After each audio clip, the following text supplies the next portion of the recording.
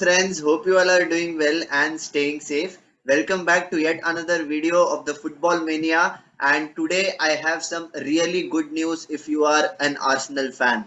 Yes, my friends, Arsenal have just beaten Fulham in the fourth game week of the English Premier League, and I have to say that it feels give me immense pleasure to experience such an atmosphere at the Emirates Stadium. It was just incredible. After going 1-0 down in the second half, I was expecting things to go from bad to worse after a horrific mistake by Gabriel, and we have always criticized this man for letting the team down in crucial moments. Yes, he has some mistakes in him, but the character what we are seeing this time around from this club is just incredible, and under Mikel Arteta's guidance, things are only going to improve.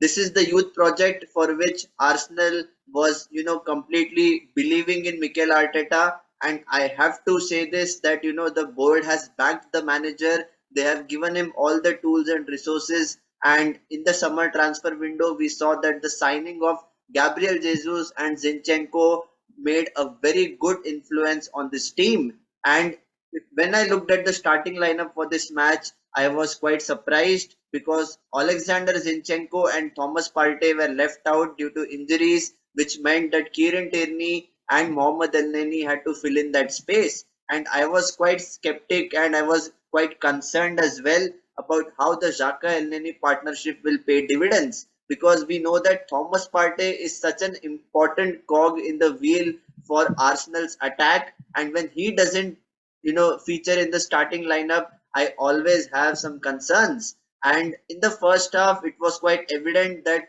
Arsenal lacked that impetus in the final third, and it was just quite lackluster and boring. Both teams are not able to create enough chances, and I had to say that Bukayo Saka needs some rest, because I think he has played over 50 games in the last campaign, and it was just an burnout for this young 20-year-old winger who has taken the world by storm. And especially all the Arsenal fans must be proud of him, because at such a young age he's delivering. And we all understand that people get tired, and Bukayo Saka had a really off day in this match, and I was expecting some changes to be made in the second half. Once the second half started, Arsenal were on the front foot, and against the run of play, it was a very horrific mistake by Gabriel.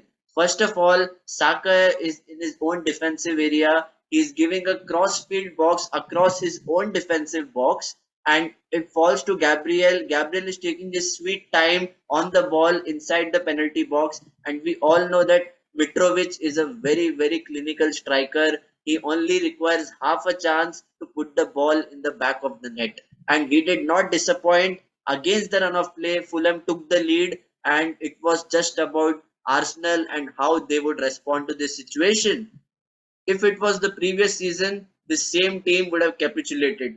Mark my words, this would have happened for sure, because we know that Arsenal are not that kind of buoyant team, and that spring in the step was quite lacking the last season. But this time around, they had an incredible pre-season, and moving into this match with 3 games on the bounce winning, I was expecting a reaction, and that did come from Martin Odegaard, the captain, the young talisman who has led from the front. He makes things happen out of nothing, and eventually in the 64th minute, 8 minutes after Fulham took the lead, Arsenal were back on level terms. Yes, it was a very lucky deflection, but sometimes you need to create your own luck. And in this situation, Martin Odegaard pulled the trigger for once, because I have always questioned his ability for not shooting. And I just don't know why he doesn't shoot whenever he's in a very good position to score for Arsenal.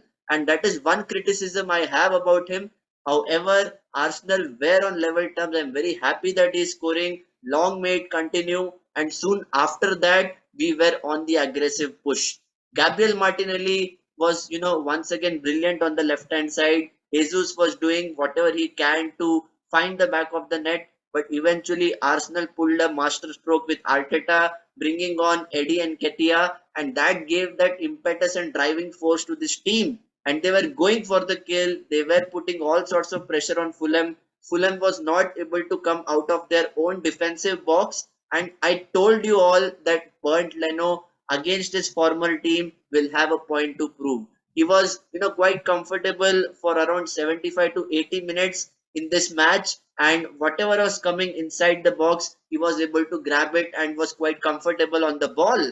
However, with this Arsenal team, which is quite young and dynamic, the never say die attitude actually, gave dividends. And once again, it was a set piece in the 85th minute. Martinelli swings in that cross, he puts it in a perfect area, and William Saliba, he does not know anything about where the ball is going. He just puts his head, and Leno is not able to catch the ball. He's trying to punch it, but he completely misses the ball. Saliba heads it down, and Gabriel made up for his mistake. He puts it in the back of the net. He has redeemed himself, and with this 2-1 victory, it means that Arsenal are the only team in the Premier League to have a very good run for not losing any match.